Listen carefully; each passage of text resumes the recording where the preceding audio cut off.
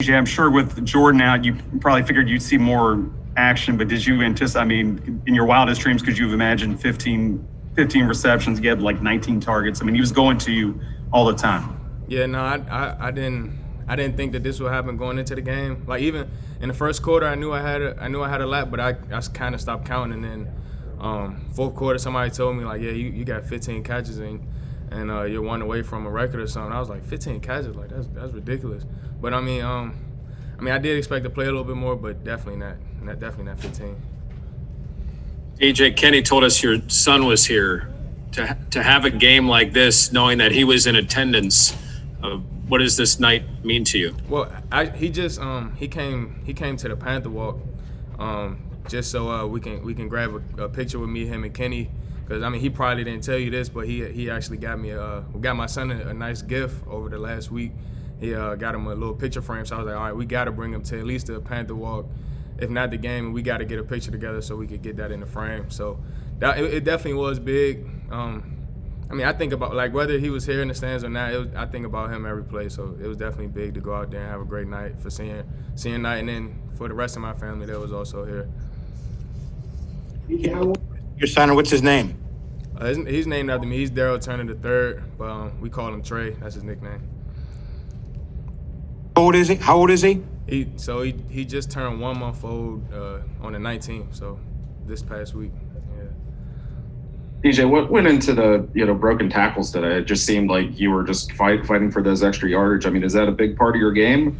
Yeah, I would like to say that. And then also like going into the week, like we knew they were pretty good defense, but they would leave some plays on the field. Like they would leave some tackles on the field and a lot of arm tackling. So that was an emphasis, just yards after catch. And I knew that I could break a lot of tackles if I just tried. So that's basically all it is to that. DJ, how important it was to get in that kind of rhythm with the bubble screens, just hitting them like that 6, 7, 8 yards at a time, sometimes even more, when you're able to break a tackle or two. I'm sorry, can you repeat the beginning of the question again? I'm sorry. Yeah, just the bubble screens and just getting into a rhythm like that in the short passing game, and I guess even helping out a relatively new offensive line. How important do you think that was to sustaining success within your offense today? Nah, it was really big. Like we look at those bubble screens as extended handoffs, so just to kind of help like the running game and open things up for those guys, I feel like it's big for us and other teams as well. Like, and as you can see, it kind of worked for us today. So, DJ, do you remember the last time that you've had that you've had these many catches during a game? Do you have to go back to high school or? Actually, my career high in high school was I think 5 catches. So I don't the NC State game was definitely my first career high with 8, and then today with 15 was definitely the most I've ever got my whole career playing football. I guess during a game like this, when you have these many catches and you're in that kind of a rhythm, like in the huddle, are you talking to Kenny, being like, "Hey man, like keep looking my way, keep throwing to me"? Not necessarily. I feel like me and Kenny have a great connection, like without me having to say anything to him. And you just keep doing what you got to do to make plays and help your team win. It's not necessarily like a personal thing for me.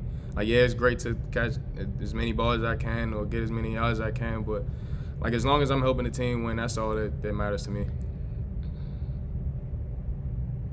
Anything final? Yeah, one more. DJ, Pat said that Kenny gave like a little bit of a speech on Tuesday. I don't care who's out there with me. We're going to go out there and play ball. And he said that was sort of important to get the guys' confidence level up. I mean, what do you remember specifically about that moment? And what was sort of the vibe in practice like this week, knowing that you guys were probably going to be shorthanded? Just the next man up mentality. Like whoever, like you were brought here for a reason. You were brought here to play. So when your number is called, just go out there and do what you can. And that was kind of the biggest thing. And I know it was definitely big for Kenny and the rest of the seniors that like they would go to war with any of the guys on the team, no matter who it was. So that was kind of the energy that day and every day this week.